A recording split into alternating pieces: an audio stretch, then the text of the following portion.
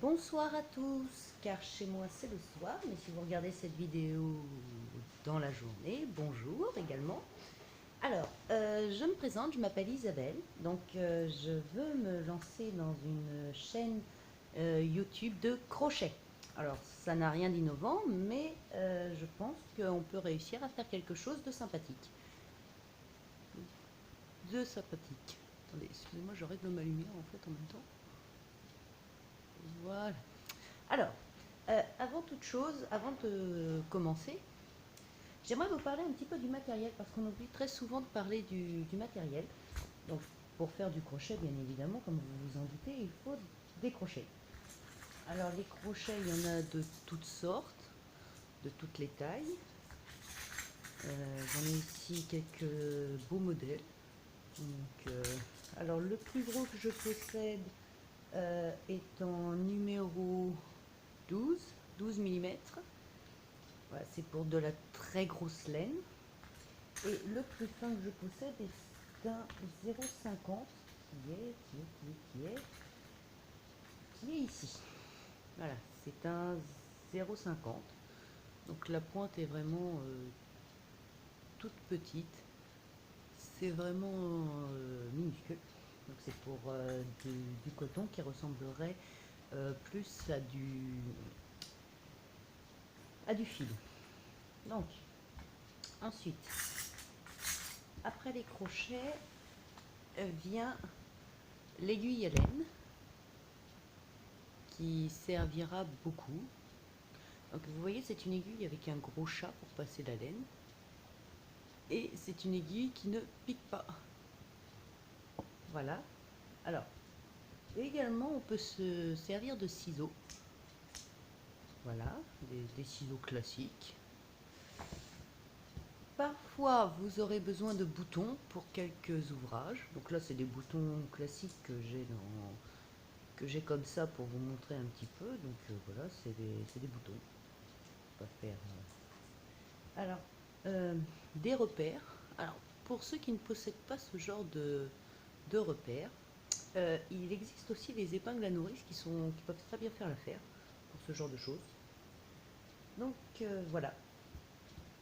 Alors ensuite, il existe aussi la laine. Donc il en existe de toutes les formes, de toutes les tailles. Il y en a de la fine, de la grosse, de la froufroutée, de la velours, en fait, vraiment tout ce genre de laine. Alors moi principalement j'utiliserai de la laine normale, en principale couleur blanche ou claire. Tout dépendra de ce que j'aurai à faire. Donc celle-ci est en numéro 4, mais il existe beaucoup plus fin. D'ailleurs, celle-là, c'est une numéro 3 à 4. Je ne sais pas si on voit bien. Donc c'est une laine qui est très fine, qui est plutôt du genre fin par rapport à l'autre. Voilà, je ne sais pas si on peut... voyez la différence de taille, j'espère. Donc voilà, mais il existe aussi de la plus grosse. Donc par exemple celle-ci, qui se crochette en numéro 7-8. Voilà. Et on peut également obtenir une laine un peu moins grosse, donc en 5-6. Voilà, comme ça. Donc voilà, pour le matériel. Alors, ah oui, et j'ai oublié, parfois vous aurez besoin de cette chose qui s'appelle du rembourrage, qui sert principalement pour tout ce qui est nounours, etc. Alors, maintenant j'aimerais vous parler un petit peu des nœuds de base. Alors on n'en parle pas assez souvent.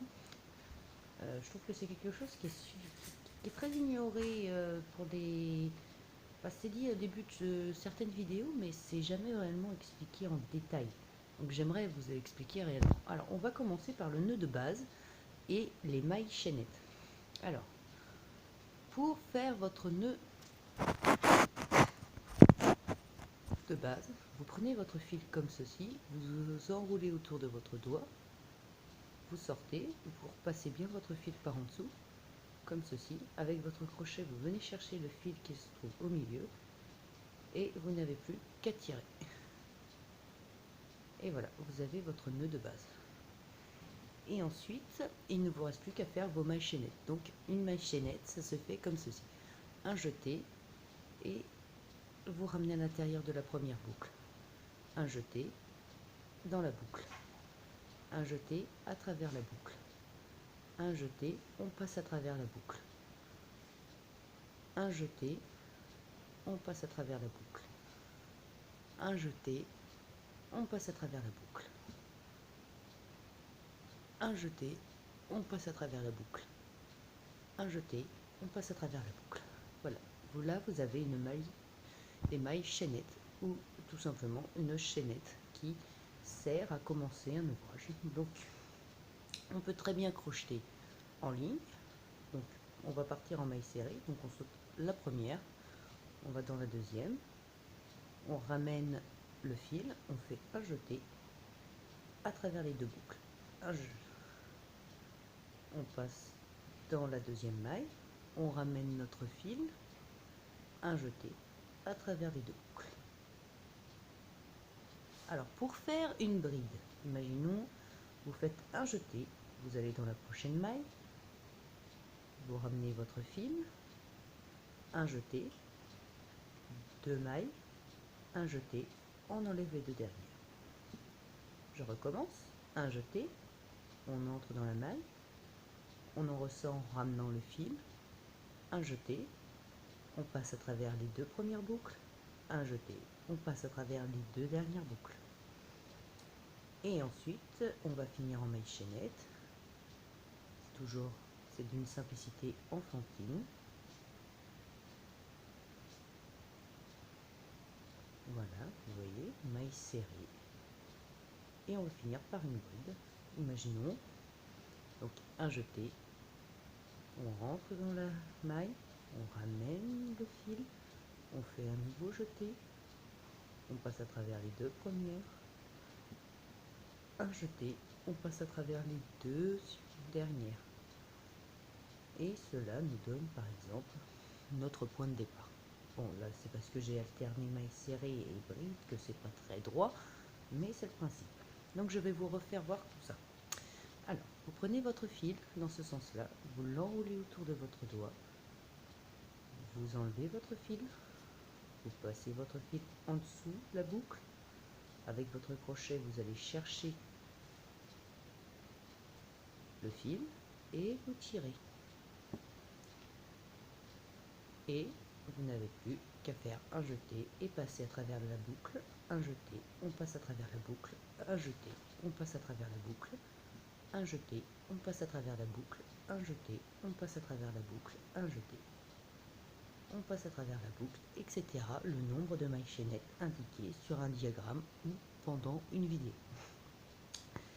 Maintenant, nous allons passer à quelque chose d'un tout petit peu plus difficile, mais qui est très facile quand on s'entraîne un petit peu. Ça s'appelle le cercle magique. Alors, vous prenez votre fil toujours dans le même sens, vous l'enroulez autour de vos deux doigts et vous coincez votre fil entre votre annulaire et votre petit doigt.